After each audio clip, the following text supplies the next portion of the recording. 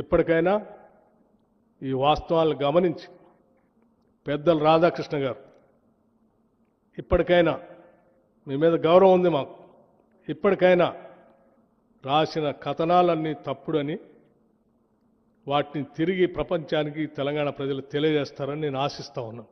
అలా జరగనప్పుడు నా పరువు ప్రతిష్టలకు భంగం కలిగేటట్టుగా 40 ఏళ్లుగా నేను పోగేసుకున్నటువంటి క్యారెక్టర్ అసాసినేషన్ చేశారు మీరు. ఇది తగదండి, మీకు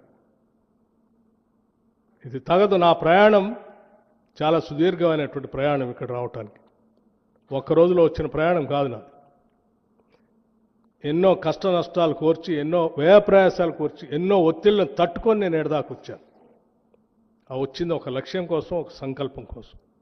నేను ఇటువంటి చిల్లర పనుల కోసం రాలేదు, చిల్లర కార్యకలాపాల కోసం రాలేదు.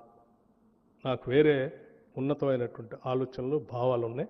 వాటిని అమలు చేసుకుంటూ పోవాలి. కాబట్టి నేను మీకు స్పష్టంగా చెప్తా ఉన్నాను, నేను పోగేసుకున్న నా వ్యక్తిత్వాన్ని నువ్వు ఒక్క రోజుతో, ఒక్క కలంతో రాస్తా అంటే నేను చూస్తూ ఊరుకోవటానికి సిద్ధంగా లేదు. దయచేసి ఇప్పటికైనా మీరు, నేను వ్యక్తిగతంగా అడుగుతా ఉన్నాను, ఈ రాష్ట్ర ఉప ముఖ్యమంత్రిగా అడుగుతా ఉన్నాను, మిమ్మల్ని